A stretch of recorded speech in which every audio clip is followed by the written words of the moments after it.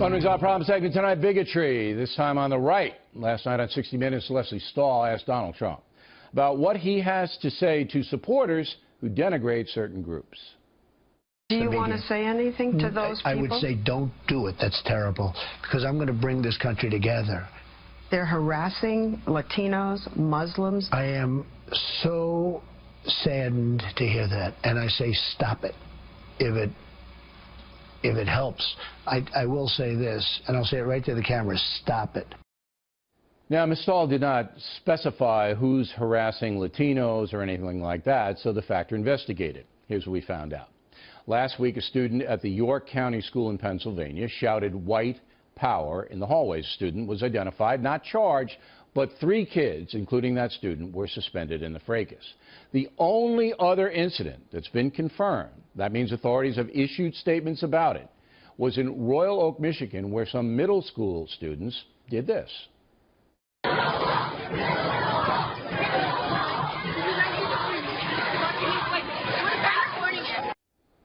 There is a list of bias allegations on the right that are being investigated, but responsible news agencies cannot define those until the facts are known. As we saw in the recent Project Veritas video, political dirty tricks people can do that stuff all day long. Join us now from Irvine, California. Brian Levin teaches criminal justice at California State University. So you're an expert in this field, Professor. And we're not seeing specific hate situations on the right anything like the demonstrations in Portland, Oregon, or other cities around the country on the left. So do you have any other information? Can you make a moral equivalency? Well, not so much a moral equivalency, but I think there's a definitional issue. And one is, we have seen attacks relating to Trump supporters, vandalisms of cars outside of Trump rallies, Trump supporters being victimized. But I would say that the sheer number of unofficial yet reported anecdotal incidents is not merely a cover or a cloud or a series of hoaxes. You don't have to get a National Weather Service bulletin when you see a cow flying over your barn to know that there's a tornado. All right, but wait a minute. Wait. Sure. You know about the Veritas video, right? You know about the undercover video that showed that this crew sent people into Trump rallies to promote violence, and they were masquerading as Trump supporters. You know about that. You know about the people in Chicago who beat up the Trump voter, because we did that on Friday. And in Portland. Yeah, all that. But I'm looking, we really looked hard, Professor. I mean, we scoured, all right, arrests, and that's pretty much what tells the tale. Arrests of the swastika painted, arrests of Hispanics or blacks being hectored by a white person. There aren't any. They don't exist. Well, but as a matter of FBI criteria, we don't need an arrest to label something as But then you can't say who did it. You can't say who did it with any accuracy at all. You can't. If I may, we can say that when someone firebombed a Republican office in North Carolina that it's a probable act of terrorism. And by the same token, when we have swastikas, and we have at the University of Pennsylvania where I went, when we have all the black freshmen getting put into a white supremacist intranet site and things like that, and the FBI is investigating, I don't think we have to leave our common sense at the door. You would see that individual lunatics can never be stopped, and that's what this stuff is. Anybody who paints a swastika around anything is an individual loon. Go ahead. Bill, and by the way, as always, thank you so much for having me. Sure.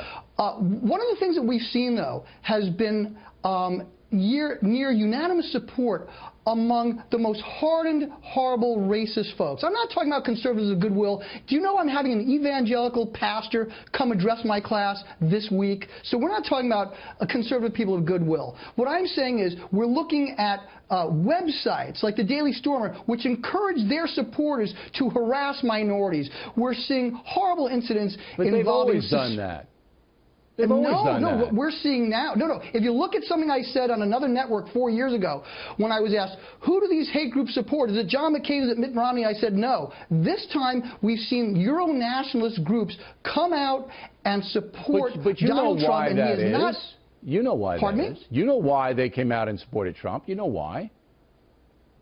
Well, it's because of this Euro-nationalist message. No, because of the wall. It was as simple as that. Because of the wall. He was the only one I that said disagree. we're going to keep out, you know, drug dealers and people who shouldn't come here because they don't have proper papers, and people from Syria. Please.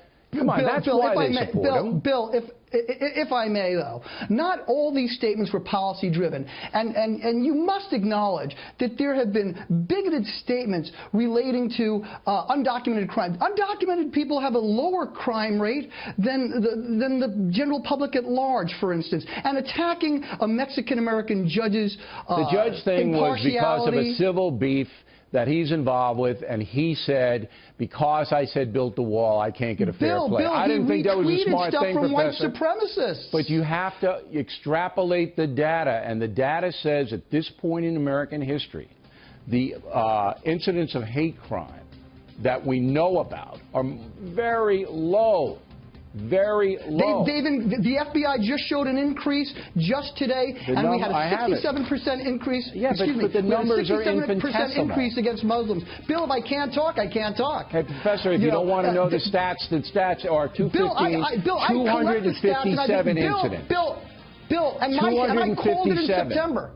Bill, and we also know the Bureau of Justice Statistics in their victimization surveys say that hate crimes are probably closer to 300,000. We know that many of them are unreported, and sure, we can't deal with unreported. We have to look. The FBI stat says anti-Muslim high bias crimes in 2015, 257 in a nation of 330 million. Which is the second highest that we've had since we've recorded this stuff. 257.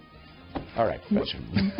Bill, we also have non-criminal incidents as well that we have to engage too, and we have to look at social media. There's a whole bunch of stuff that does not come under the criminal law. I don't think there's any comparison to what's going on right now. We appreciate very good debate, very robust debate, Professor. Thank you.